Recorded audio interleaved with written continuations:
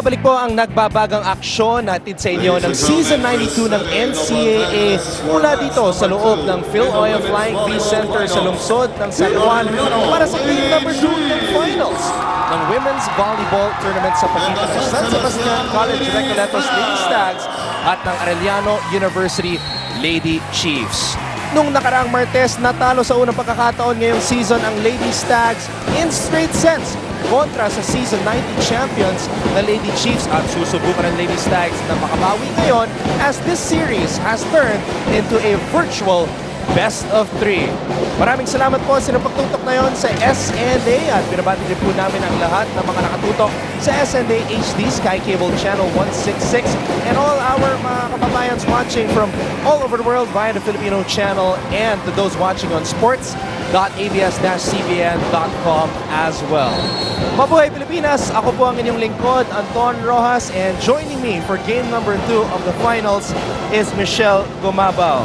Hello everybody! It's so good to be back, Anton, here at the NCAA Championships dahil alam natin mainit ang magiging labanan ngayon at I'm so thankful that I'm here to witness it once again. Michelle, marami ang nagulat sa resulta ng game number 1 kung saan winalis ng Arellano University ang San Sebastian.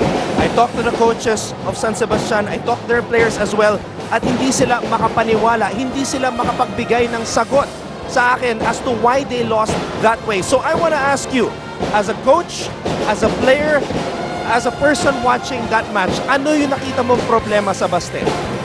Alam mo, Anton, when you're already there on top, you swept the game. Nangyari na rin sa amin to before when I used to play for LaSalle. Natalo kami sa first game because we were too complacent. Hindi kami natalo buong season. And when we got to the championships, we really weren't ready and hungry enough to get that first game because now we had the one-game advantage, tries to beat, and siguro that title really went to their heads.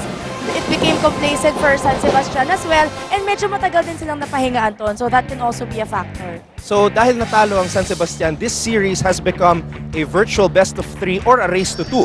Race to 2, however you want to see it, best of 5, 1-all na po, or best of 3, 0-0. But as of now, tabla na po talaga itong San Sebastian at Arellano because the last game, last Feb 7, it was a straight sets and Arellano just dominated that game. They were supposed to be the more pressured team, Anton, but they came out and they played like champions in that game. Straight sets, 25-18, 25-20, and 25-16. They dominated all scoring and non-scoring skills except lang for receptions. Their whole team really worked on and off the court.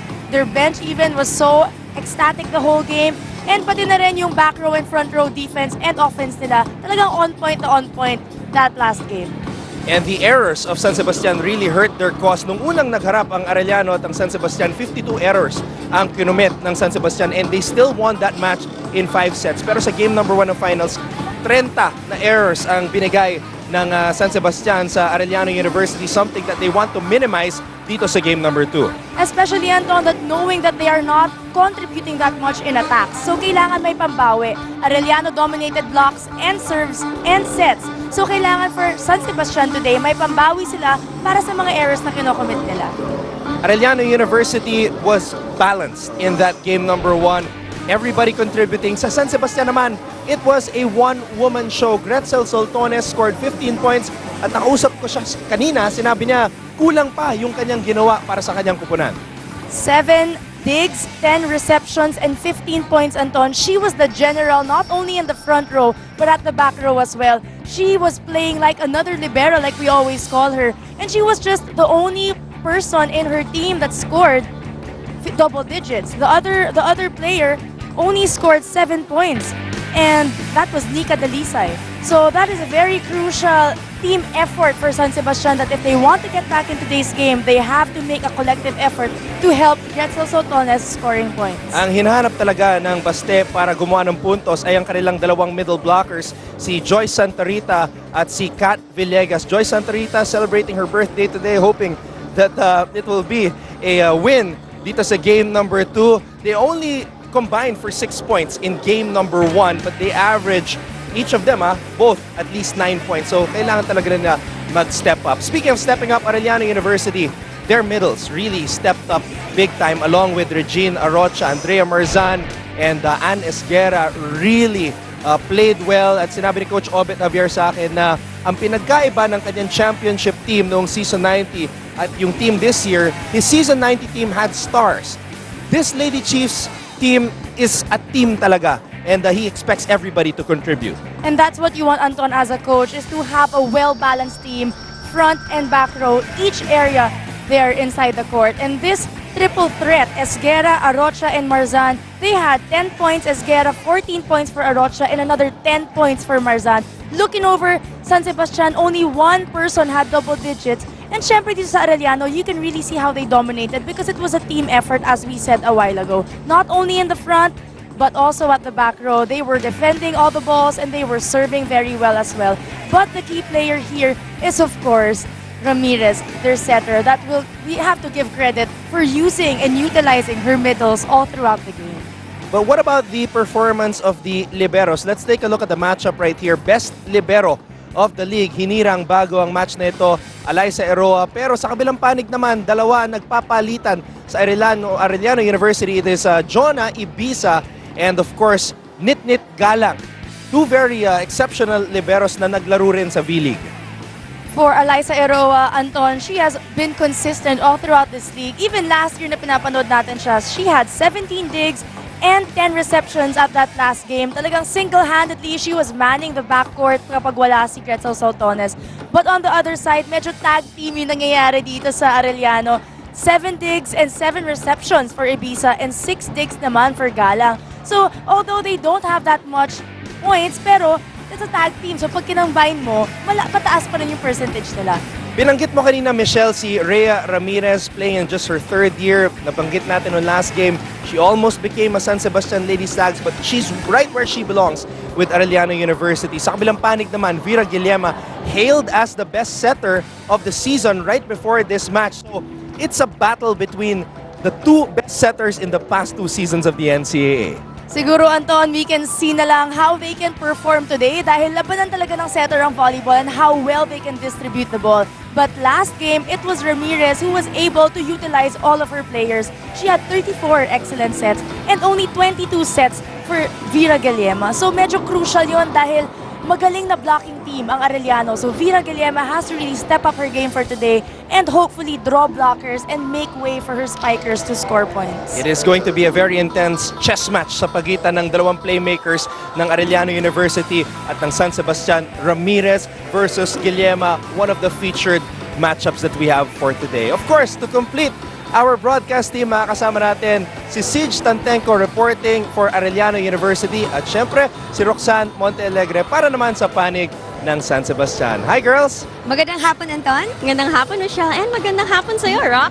Hello, Siege. Alam niyo, Siege, napansin ko na yung volleyball players natin, parehong maraming unique characters. Tama. Kaya naman ang tanong ko sa ating mga kapamilya, kung meron kayo makaka-hangout na volleyball player, sino ang gusto nyo at bakit? And kung gusto nyo sagutin ang question, Rock, just use the hashtag NCAA Season 92, mga pamilya. May kita nyo ang inyong mga tweets live on air. At meron din kayong pagkakataon, gamitin nyo yung hashtag na yan para sa inyong mga komento tungkol sa game natin, mga photos nyo as you watch at home, or any message that you want to give to our panel. Abangan namin yan, di ba, Rox? Yes, sobrang excited na ako makita yung mga tweets natin mamaya kasi ngayon talagang you cannot expect that this will just be like last game. Kasi Tama. syempre gustong bumawi ng San Sebastian Stars. Oo, so iintayin namin ang inyong mga tweets. May kita nyo sa baba ng inyong screens ang aming mga social media handles. Anton? Michelle? Thank you very much to our very lovely courtside reporters, Siege and Rox. We will hear a lot more from them later on. Pero sa aming pagbabalik, it will be game number 2 sa pagitan ng San Sebastian at ng Arellano. Dito lamang yan sa NCAA Season 92, 10 kulay, isang laban. Gentlemen, we're live on ABS-CBN's SNA from the Phil Oil Center here in San Juan as we bring you match number 2 in the women's finals of your Season 92 NCAA. It is now down to a best of 3. Officiating this match, our first referee, Lumer Pachi Pajarillo, national referee. Our second referee, Giovanni Paulo Vargas, national referee. Let us now meet the starters, beginning with the Arellano Lady Chiefs. Number 5, Rhea Ramirez. Number 12, Ann Esquera. Number 14, Andrea Marzan. Number 13, Regine Arrocha. Number 18, Joby Prado. Team captain number 2, Ria Sante. Their libero number 9, Eunice Gala. The head coach of the Lady Chiefs, Obed Javier.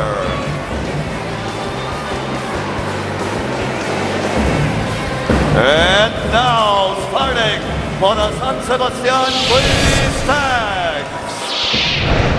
Number 17, Joy Santarita. Number 15, Denji Encarnacion. Number 8, Nika Dalisay. Number 12, Catherine Villegas. Team captain number 9, Vila Guillema. Number 5, new MVP, Gretzel Saltones. Their libero number 16, Eliza Eroa.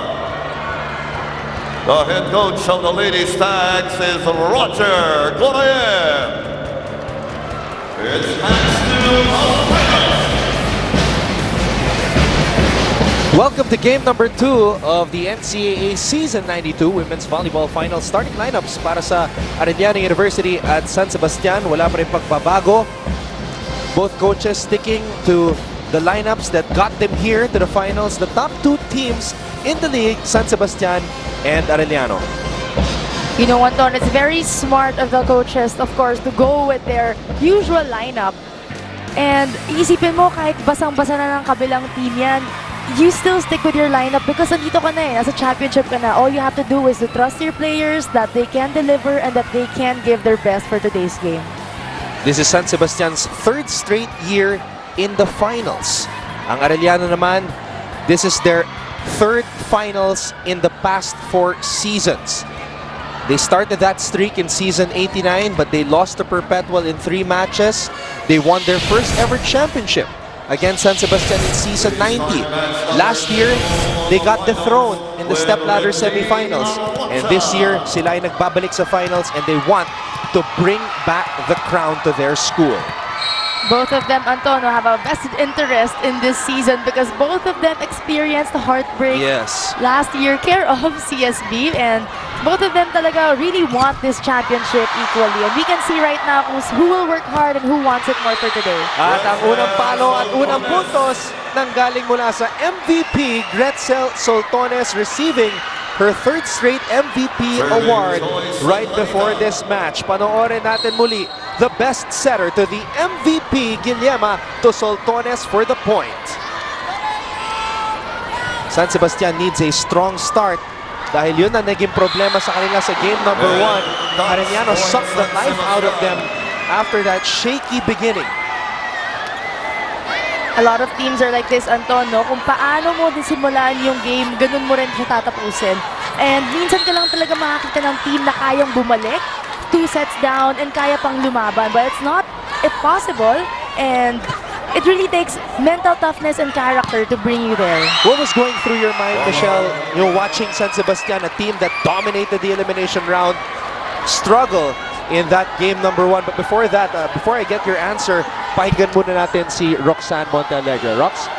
Anton, nung last game, naikwento mo na para kay Gretchen Ho, si Coach Roger Gorayev ng Ladies Tags, ay ang Duterte ng volleyball.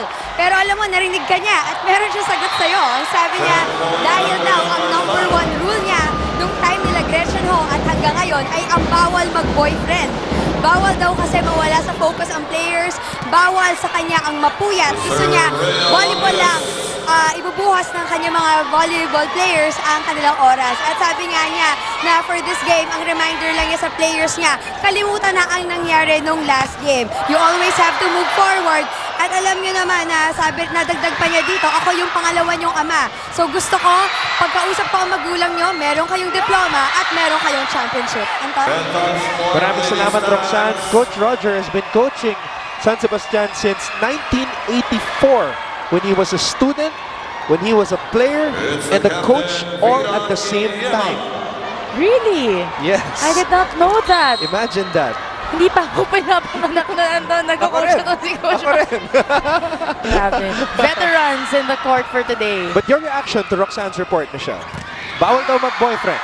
Ako naman kasi, Anton, rule din namin yan nung college. And Okay. I understand the sentiment of coaches kapag sinasabi nilang bawal mag-boyfriend. Kasi madalas nga naman talaga, yung adjustment mula high school hanggang college, mahirap. Bagong environment, yung iba lumuluwas galing probinsya. So talagang kailangan focus mo muna is studies and volleyball. And syempre, as a player na yan, kung kaya mo pang mag-extra, hindi naman laging ang relasyon, di ba? Parang distraction. So minsan pwede inspiration. So, as a player na lang talaga yan. It's up to the players to deal with that type of responsibility. Now, going back to my question to you, Michelle, what was going through your mind nung nagsa-struggle itong napaka-dominanteng koponan na San Sebastian in game number 1 of the finals? Siguro when that happened to us, Anton, ang iniisip ko lang talaga noon is we train hard each and every day and we can't afford to lose. Yun lang, each and every point has to matter. And it all works out naman in the end if you think that way na hindi ka mawawalan ng confidence. Alright, now let's go to the Arellano side. Pakinggan natin si Siege Tantenko. Yes, Anton, kung maraming nagulat na tinalo ng Ladies Chiefs ang Ladies Tags in straight sets last week, hindi kabilang dyan si Coach Obet. Sabi nga niya, nakita niya na mas nagutom ang kanyang koponan matapos talunin sila sa elimination rounds. Ika nga niya, nasaktan ang mga bata kaya hindi na yan uulit pa. Sa kanilang huling practice, sabi ni Coach Obet na mas pinagpagulan nila ng pansin ang blocking, isa sa mga main strengths nila sa kanilang huling match. Michelle, napag-usapan natin before the game yung sinasabi mo na minsan benefit sa isang team na makaranas ng heartbreak. Ano sa tingin mo? Siyempre, dyan magkakaroon ng hugot. Di ba? Pag may hugot, talagang may baon. Kaya ngayon, nakita natin, it's a good start for San Sebastian because last game, sila naman ang nagkaroon ng heartbreak. So, it depends lang talaga, Siege, no? Kung paano ka makaka-overcome ng heartbreak. Anong gagawin mo after that? Pag may hugot, may baon.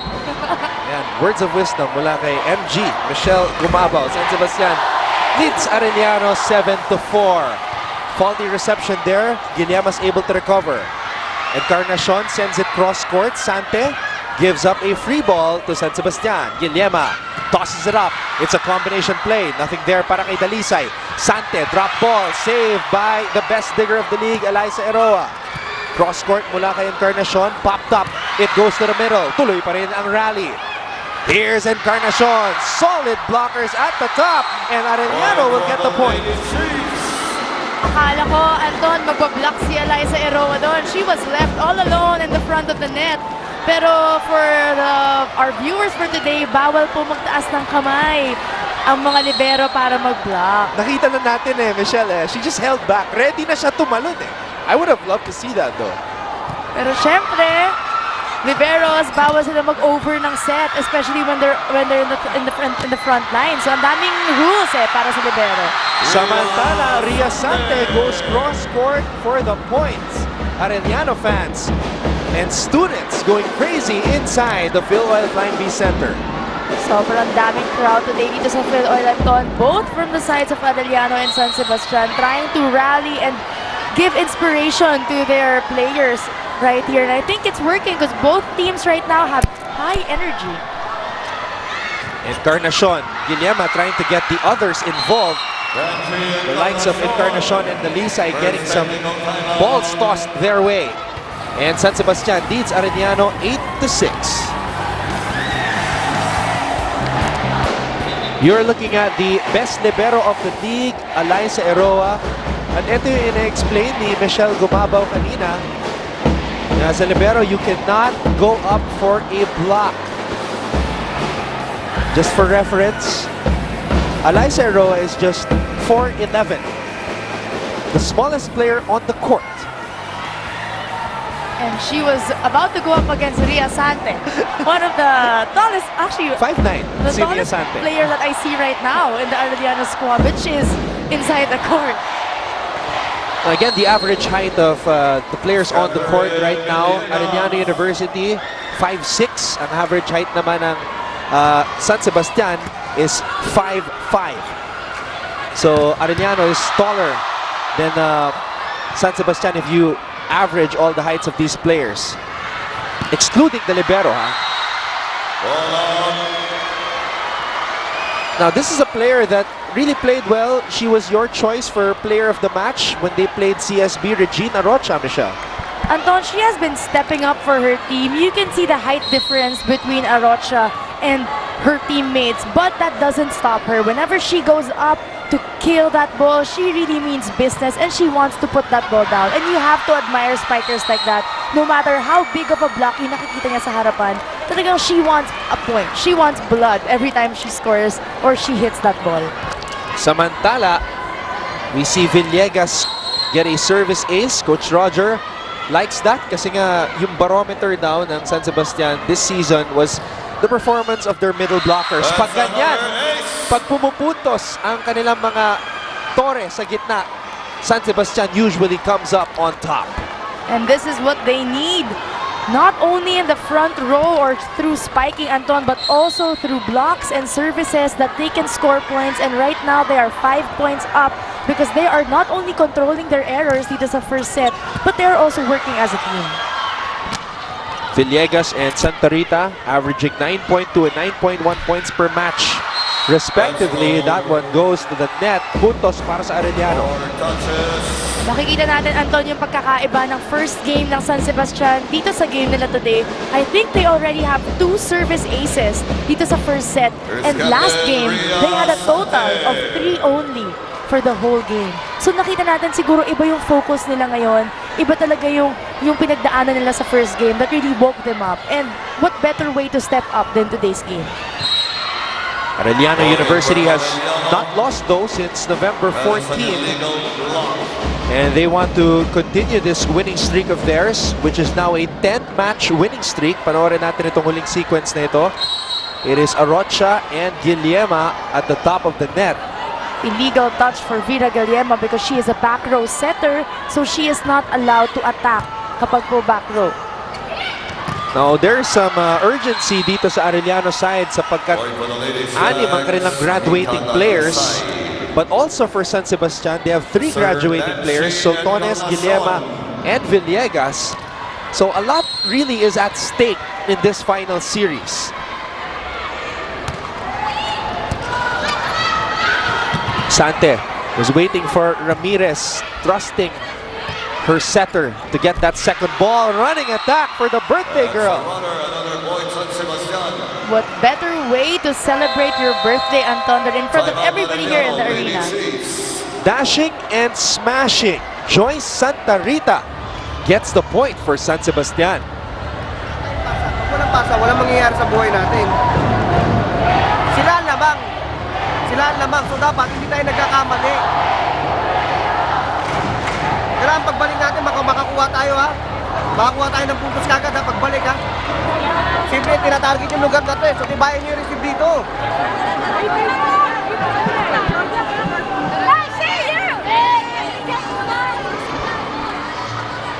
Coach Obet Javier guiding his team to its 3rd finals appearance in 4 years.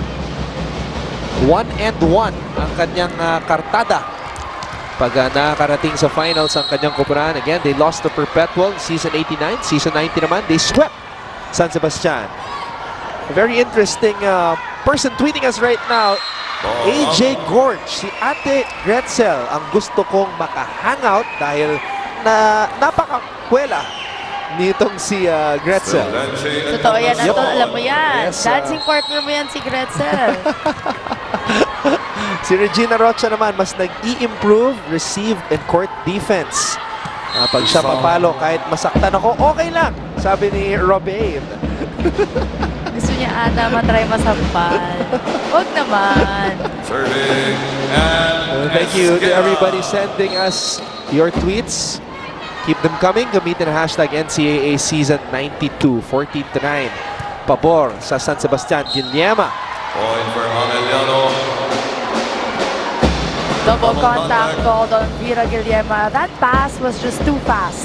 So siguro hindi naging ready si Vera dun sa bolang papuntang sa kanya. I spoke to Vera before this game at inamin niya sa akin na kinabahan siya nung game number 1. And she says that she has to play better. She has to get the middles involved para magtagumpay ang kanyang koponan dito sa game number 2. This is a player who was surprised na siya binigyan ng responsibilidad na tumayo bilang team captain. Soltones almost able to keep this rally going. Bastek could not get it over to the other side. She got that ball up though, Anton. Credits to her. She is acting like another libero once again.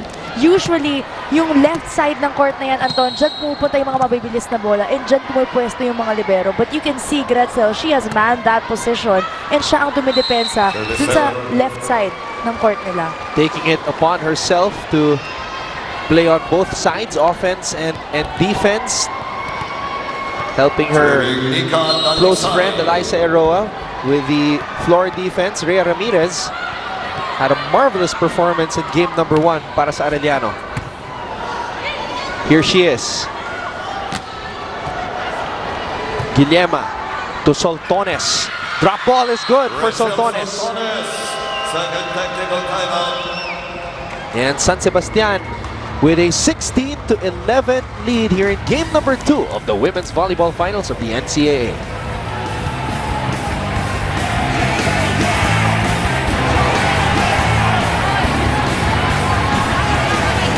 Our rookie of the year, Francesca Rakrakin from San Beda College. She is also the winner of the first ever Miss NCAA volleyball pageant that Denton and I hosted for our online show Down the Line. Maraming salamat sa lahat ng mga NCAA fans who watched our episode, our special NCAA episode. And I have a feeling somebody is guesting on Down the Line very soon. Continuing to serve Nikon. Sino kaya yun? Direk, ikaw po ba yun? Lars? 16-11 ang Abangan ating natin lahat panel. yan. Yes, we will have a very special Valentine's Day episode para sa inyong lahat. So abangan natin yan sa Martes.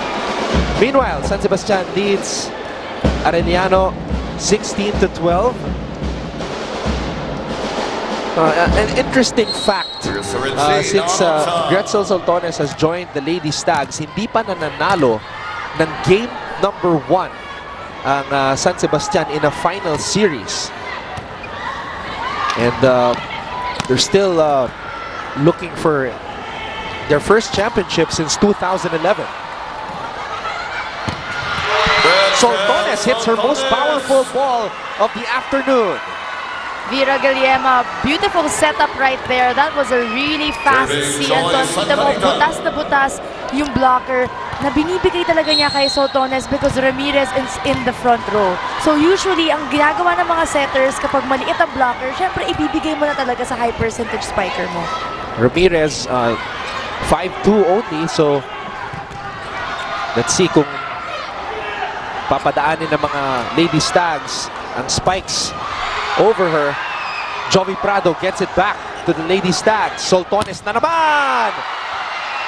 And that's what we were talking about. Soltones hitting it over Ramirez. That down-the-line target has been working for her, although syempre munti ka mataas yun, but that will be her ace for today's game na kapag nasa harapan si Ramirez, San Sebastian has to bank on those plays. And Ramirez being very vocal, devising a plan para ma-counter nila yung strategy ng San Sebastian. Guillema to Soltones again, attacking Ramirez. They will keep going to her and it keeps on working because yung matchup nga naman, Anton, normal blockers have a hard time blocking Soltones already. What more, Ramirez, who only gets a couple of fingers over the net. So, syempre, mahirap at challenge talaga yun para sa kanila. Prado, she has to get going here in this match. Prado na naman. Pangalawang pagkakataon yun. This time, Ramirez goes to the middle. Dalisay from the back row. That goes out. A lot of attempts for Arellano on their spikes. It's a good ball distribution, Anton. They set their middles, they set their outsides. But syempre, hindi na transform yun sa isang point. So that's what they need right now. Kung gusto nila makahabol dito sa first set natin, they have to score more points on their attacks na medyo nawawala dito sa first set. Guillema to a running Cat Villegas. So that's the second running attack. Second successful running attack na nakita natin dito sa laban na to. Back set from Vera Guillema. Cat Villegas dashing and smashing for San Sebastian. Partida, Anton, in front of a double block. Ramirez, it's a combination play for Prado. Great defense from the back by Guillema. Dalisay, hinahabol ang bola. Free ball para sa Arellano. Ibiza pops it up. It's a back set to Sante. And punch point Arellano. That ball was already out, but a net violation on the part of San Sebastian gives Arellano their 14th point for the day. Grabe yung defense ngayon, Anton, ng San Sebastian. I must say, compared to their first game, they are much more energetic. Mas maliksi sila sa loob ng court. Talagang walang bumabagsak na bola from the outside, from the utility, or from the middle. Lahat na itataas nila. San Sebastian returning to form. This was the team that swept the elimination round 9-0. But Arellano University, of course, a very, very cohesive unit. We have some San Sebastian players here. I believe that's Ian Valdez and Alfred Gayosa.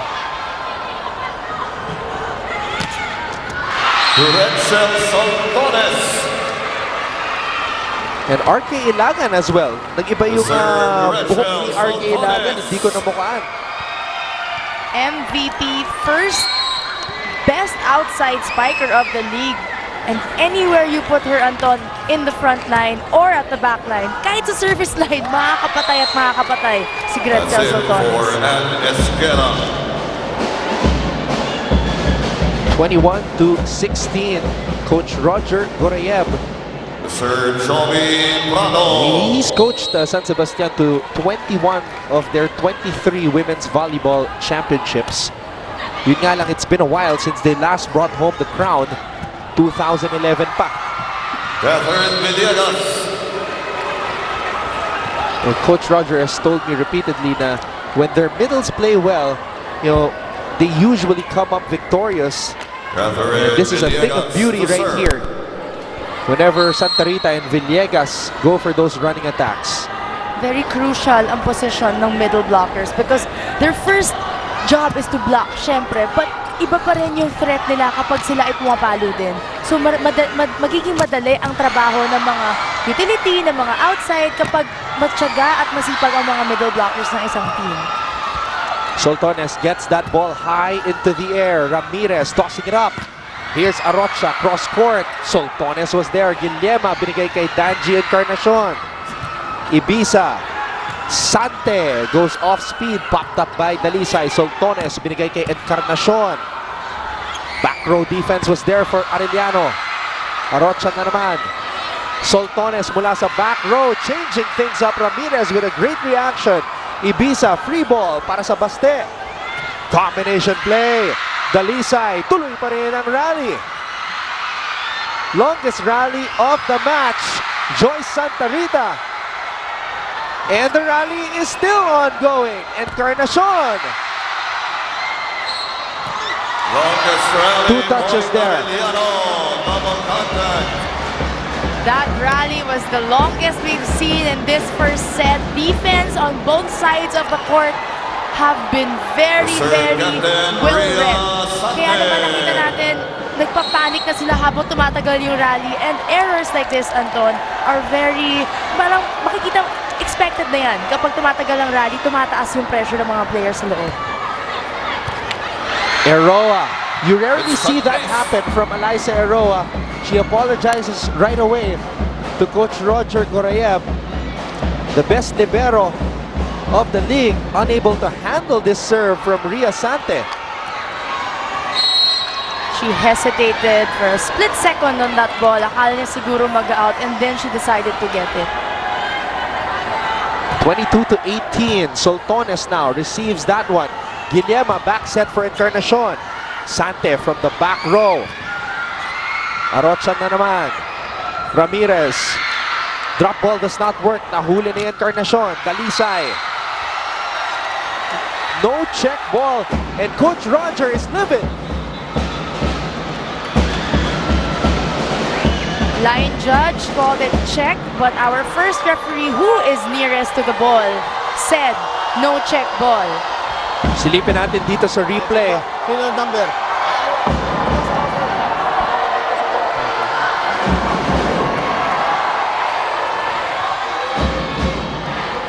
Final call of our referee is San Sebastian. It was really a check ball, Anton. We saw that. And Malinaw sa replay. nakita rin naman ng ating line judge. Serving Nancy Good call. Encarnacion. Very crucial call for San Sebastian dahil ang momentum nasa Arellano na eh. 23-18. 2 puntos na lang ang kailangan ng San Sebastian para makuha ang first set. This time, set there para kay Esguera. Now it's Ramirez who's struggling here in this match, Michelle.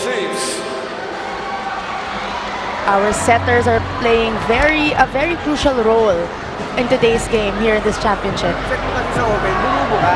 So, ang gagawin ng spiker, adjust-adjust lang yung bola mo. Kailangan tumama yung set mo doon. Hindi ka naman nagmamadali, open na lang yung babatuan mo. So, bakit hindi mo ma-perfect yung set? Diba? Hindi tayo mananalo. Wala na tayong pasa. Hindi pa tayo nagpa-block ng matino.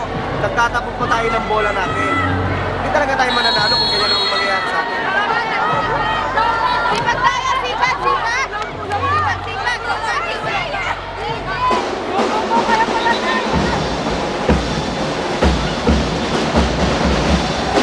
Coach Obet Javier, a setter himself during his playing days with NU. Talking to Rhea Ramirez. Encarnacion serving for the set. 24-18, set point para sa San Sebastian. Ramirez tossing it up. Arocha. That goes out. And the Lady Stags take set number 1 here in game number 2. A lot of unforced errors on the side of Arellano, Anton. They've been giving a lot of points and not making up those points in the front line. Alamin natin kung makakabawi pa ang Arellano University sa aming pagbabalik. This is game number 2 of the NCAA Season 92 Women's Volleyball Finals.